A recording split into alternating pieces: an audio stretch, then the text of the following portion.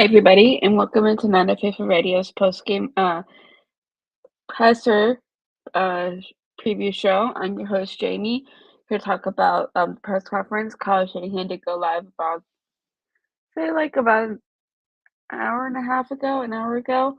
Um, I watched the video, then I got waited for the transcripts to post up, so we have the transcripts to go over.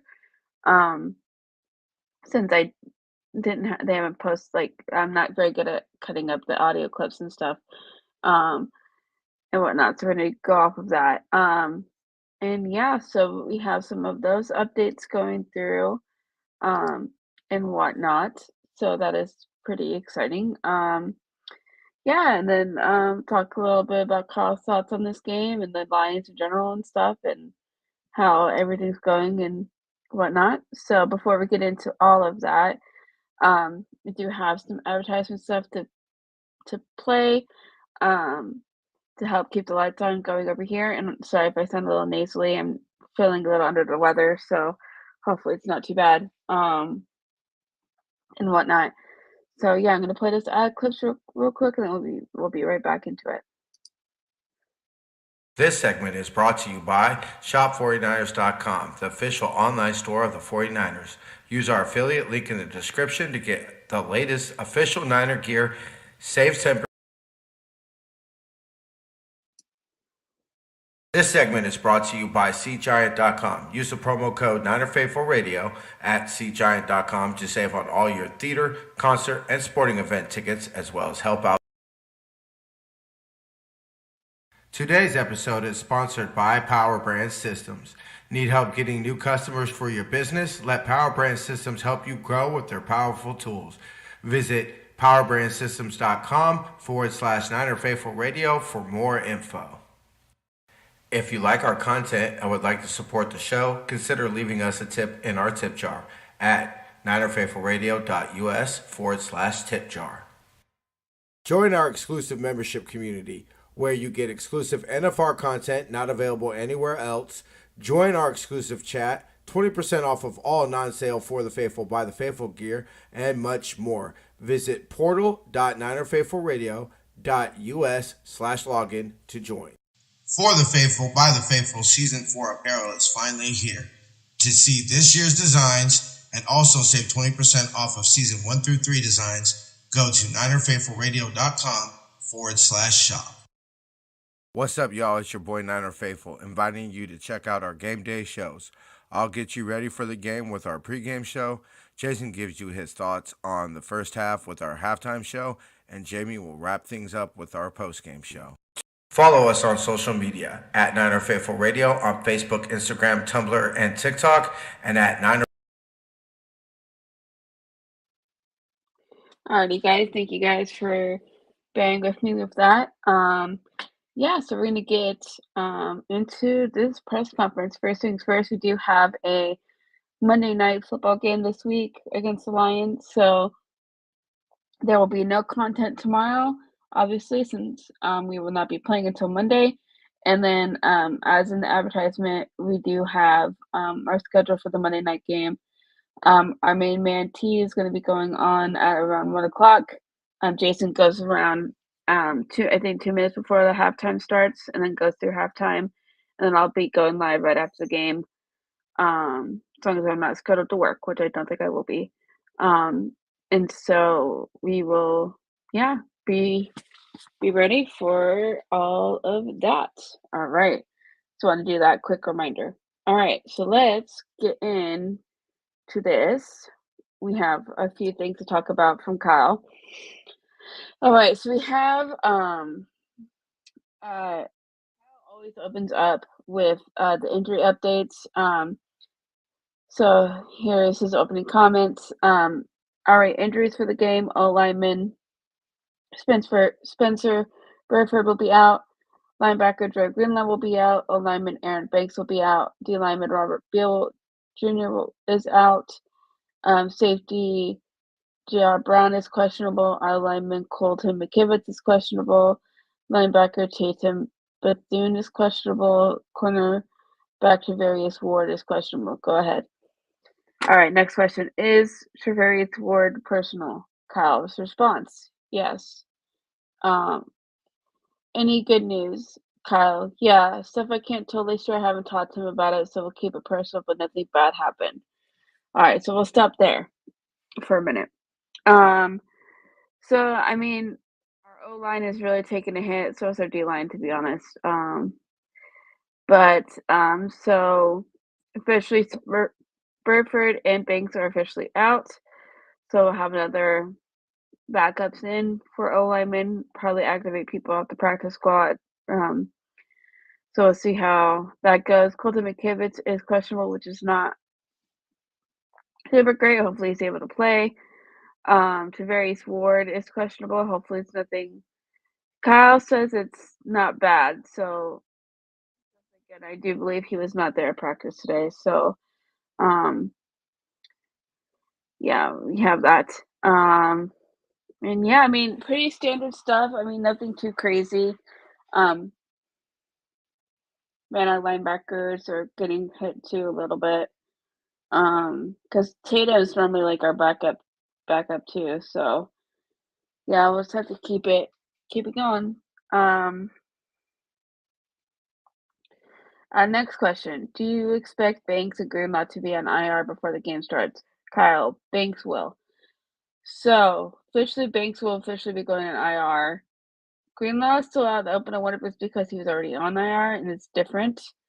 Um, so I'm not sure how that is gonna all work, but yeah, I don't know. I don't know if it's different with Greenlaw since he was already on IR. I mean, I know they could probably put him back, but I'm not sure too much of all the ins and outs of how that is gonna go. Um, so we'll have to see about that. All right, here is the next question. What is the biggest challenge the Lions pose to your team? Kyle's response: just how good they are in all phases. Their offense, everyone is aware of how good they've been these last couple years. Anytime you have an O line just as good as them, the running back as good as them, you control the ball, which takes a lot of pressure off the quarterback and on pass protections. And then when you have a quarterback as good as him with how accurate he is, with that O line and those receivers, they're pretty lethal there. And then the defense, I know they battled through a lot of injuries, but their secondary is as good as there is. They've been able to stay healthy there. They've lost one big one, but they have some depth there, and what they can create with their pressures and things like that. Um, that one, that because of their main coverage makes them very tough to be consistent with. They put a lot of pressure on you where they know how to stop the run at their scheme, and then get you're never going to get really many freebies. You've got to beat man coverage. You've got to beat pressures, which is always going to be hit or miss. But when you do that with an offense that is so automatic and puts pressure on both sides of the ball, not to let them lap you. So you got to be consistent. Got to get turnovers. So, I mean that pretty much sums up. I haven't watched too much of the Lions this year. I know they're incredibly good and they've been very good. They've done incredibly well this year despite the injuries. They are what I believe the Niners hope to be with all of their injuries. So it's just it's gonna be this game is gonna be very interesting. I will say that. We got some comments here from David. Hey, what up, everybody? Hello, David. Welcome in. Welcome in. Saying hello to Bebop. What's up? And then Bebop says, "Go Niners." Thank you guys. Thank you all for joining me today. But yeah, the Niners, like this game is going to be very interesting because the Lions have been able to overcome a lot of their injuries. They dealt with a lot of injuries too, but they've been really consistent, and I think that's going to be very interesting. You know, the Lions are mad because they didn't make it to the Super Bowl last year. Um, because that last Lions 49ers game was crazy in the playoffs. So it's gonna be an interesting game, I feel like. Here we go. David 49ers all day, every day. Exactly, my dude. Exactly. Um,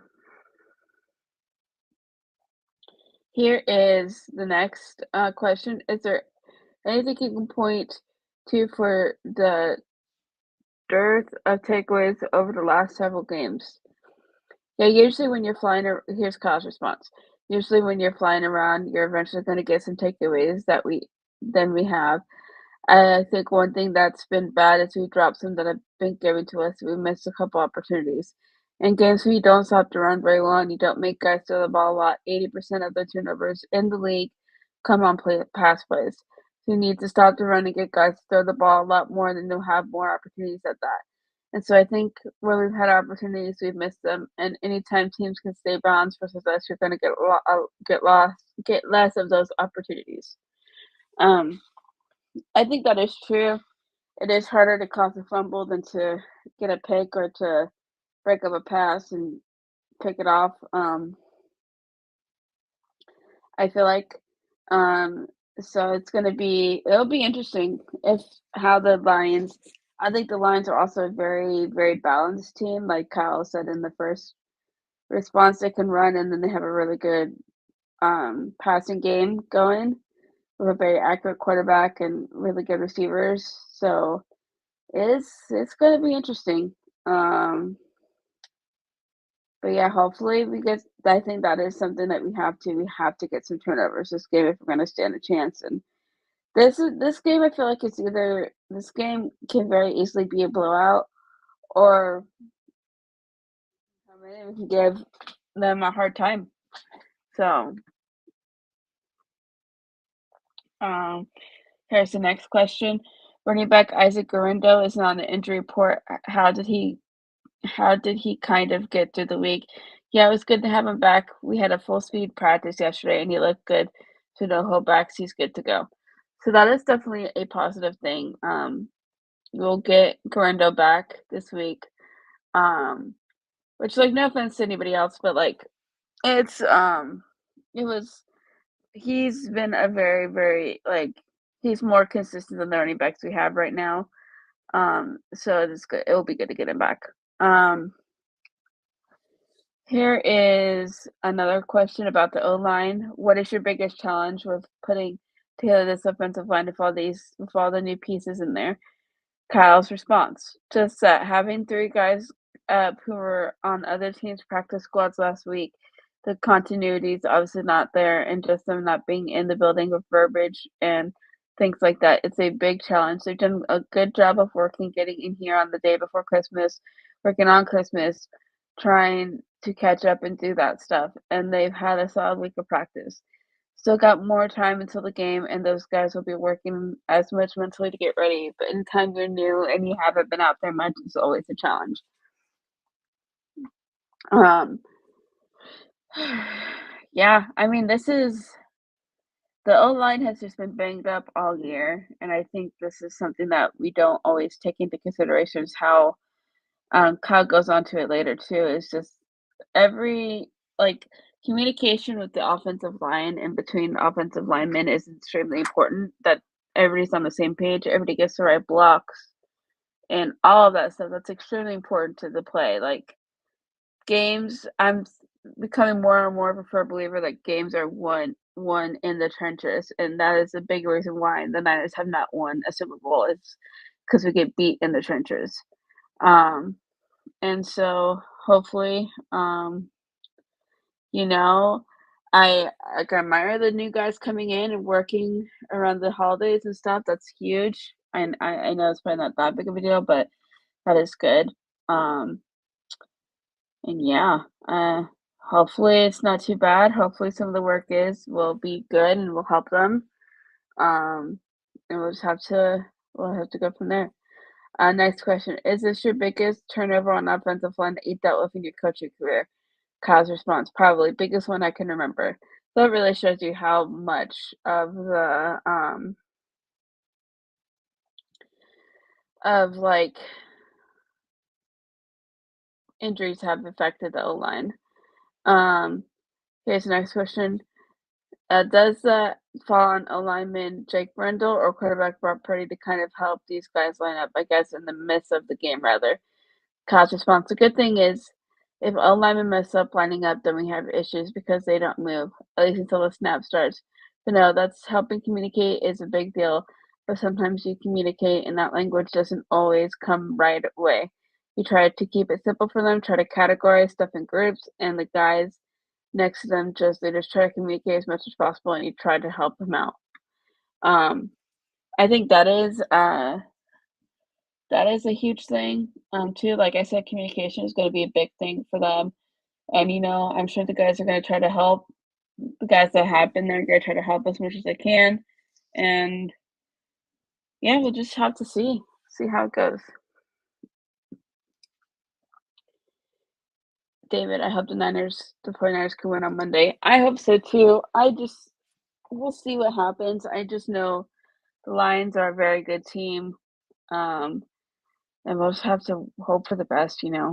Um, okay. Next question. What is your assessment of Detroit Lions offensive coordinator Ben Johnson as an offensive coordinator? Kyle. I don't know him, but I've really respected what he's done here the last few years. I know people who've worked with him. I know game coordinator, offensive line coach Chris, Forrester, tight ends coach Brian.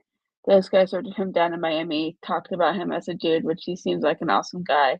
But I really love how he's ran the ball and stuff. He's done off of it, and it's really taken advantage of his personnel really well.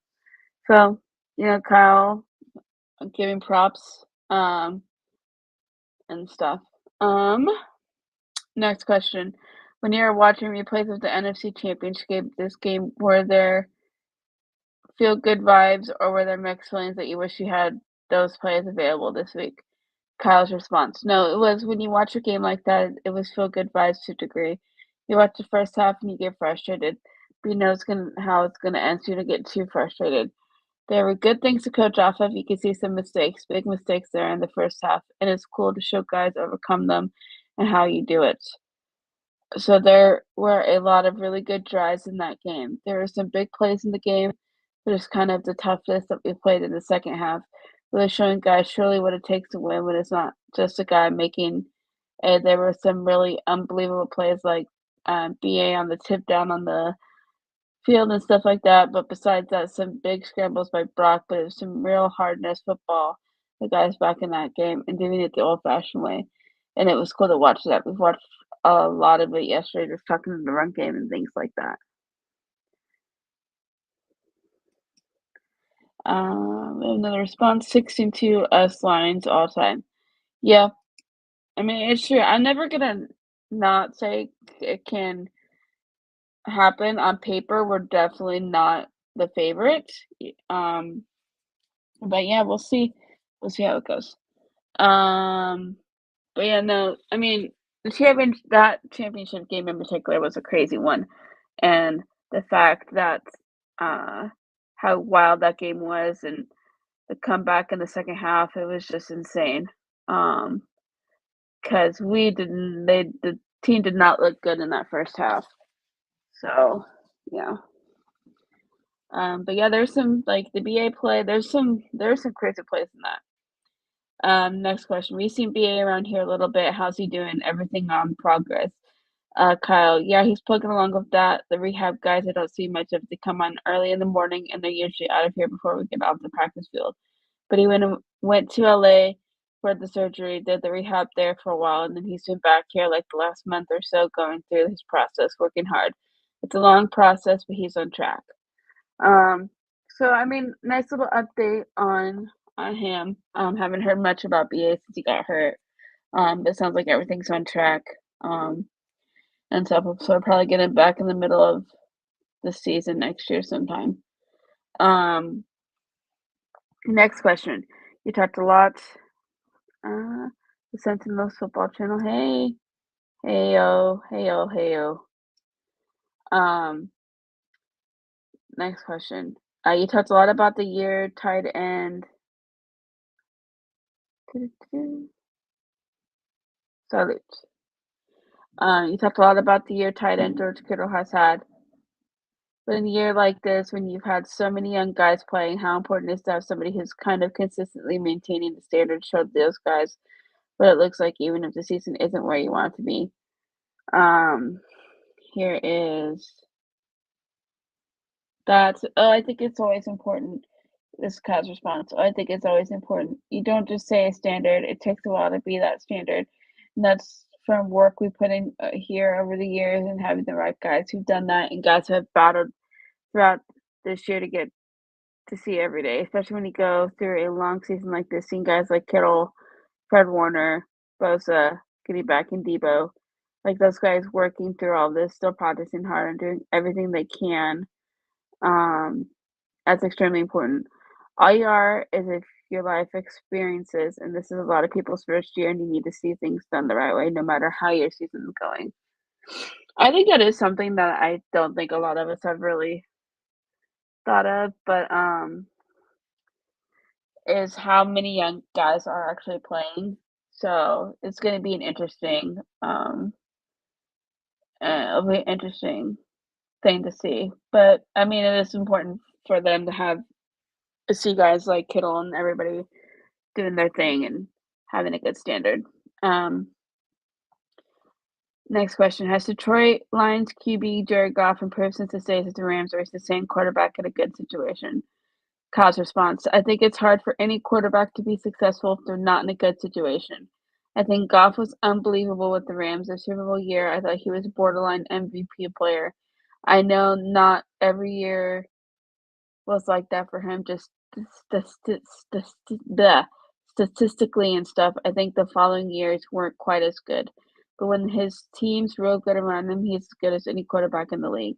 So he was a real hard guy to beat in LA, and the way he's been playing in Detroit, I almost want to say better, but that's how good he's been. He was earlier too, so it was a hell of a rebound for him, and I'm happy to see him doing it. That trade with Stafford and Goff is actually crazy because of how I think well it worked out for both of them. Uh, uh, because Stafford got his ring. The Lions are really coming into it right now, and it's kind of crazy how well it worked out. Um, Next question. Former 49ers running back rookie Waiters didn't make the cut to 15 in the Hall of Fame. You're around the team in '94. What do you remember about him, specifically about what impressed you about him? Kyle's response: How good he was out of the backfield in the pass game. I was only in middle school, so I can't act like I really know strategically what was going on. But he was a really cool player. I loved talking to him and hanging out with him in Rockland at training camp. I think when I got there, he hadn't played yet, so I didn't know who he was. He just only knew guys who had played and stuff as a sixth grader. I remember always asking, "Who the hell is this guy? He's cool. Seems really good on the practice field." And he became the starter that year and had a hell of a year and ended up having a hell of a career. So, some cool stuff. I mean, it's a real shame he really should have made the cut, but probably should have made the cut. But, it is crazy how much Shanahan has. Like, I always kind of, like, not that I forget, but I always, on the back of my mind, I always forget how much of a connection he has to the Niners too, with his dad coaching here and him being the ball boy and stuff. It's wild. All right, two more questions, guys. Next question. I realize the season's not done yet, but your overall assessment of the defensive coordinator, Nick Sorson, obviously there's been some challenges with the personnel and what he's had to work with. But with his first year, how do you think he's fared? Kyle's response. No different than how I've answered the last few weeks. I think Nick has done a good job as a coach. No one's happy with our results by any means. I think he's been thrown in a number of situations that I think will make him better going forward. I've watched him adjust to a bunch of different situations, kind of be in a couple situations in a couple of games when there wasn't much of an answer and he still had to try to find one. So I think this year was good for him. I know he's going to be a good coach and better for it going forward. So pretty typical Shanahan response. Yeah, I don't know. I know some people really don't like him. I think with the injuries, I think it's real tough to judge him. But, I do think he needs to blitz more because he just doesn't, sometimes, but, it is what it is, but we'll see. I mean, I don't think he's gonna be going anywhere. I really don't. Um, so we'll just have to see. Oh, hold on, guys. Oh, I gotta swap this. There we go. Sorry, technical difficulty. All right. And then our last question here. Lions have had 19 guys in injured reserve, similar to the entry level here. How have they been able to kind of stay up to the standards of winning games? Kyle's response. Just me going off these 5 days of watching them, I know all the injuries you see on the reports, and especially those in their pass rushers and their D linemen. But I think the biggest thing is it's hold on. It's hit them in the most in certain areas on defense. But when you play as much man coverage as they do and blitz as much, that's going to be pre- predicated on your secondary. I think they've improved a ton that year with their draft picks and with some free agents that they brought in. Even their draft picks from 2 years ago, their safety getting healthy also. So the areas where they excelled in, they've been able to maintain on the top talent there, and it does give them some weaknesses in other places. But that combined with their offensive horsepower and things like that has made them hard for a lot of teams to expose it. They've done a hell of a job of it. So huge credit to them for that. Yeah, that is true. Like I've said earlier, I don't think any of us really follow the Lions that closely. I know we've all been aware that they've had a lot of injuries like the 49ers have. Um, but I think they've had more of the depth to do it. It's hit them primarily, I feel like, in the pass rusher and the defense. 49ers kind of been all over the place. So it's easier when it's just in one kind of spot and they've able to kind of deal with it. And then, like he said, with them boosting up their secondary and getting better in their secondary is obviously with the scheme that they run is going to be extremely beneficial. So, alrighty, guys. Well, that is all of Shanahan's press conference, his stuff. So, I think that's about it today for the press conference. I'll be back on Monday for the game. Like I said at the beginning of the show, TJ will go live a couple, like I think around 1, right around when the inactives drop, so we can talk about the inactives and then go from there. And then Jason will have our halftime show, and then I'll be on for the post game. So yeah, we'll see how this game goes. It's gonna probably be a wild one. Getting close to the end of the season, and we'll just have to go from there. But yeah, I think that about does it, guys. Well, thank you guys all for joining me on your Saturday here. Enjoy the rest of your weekend.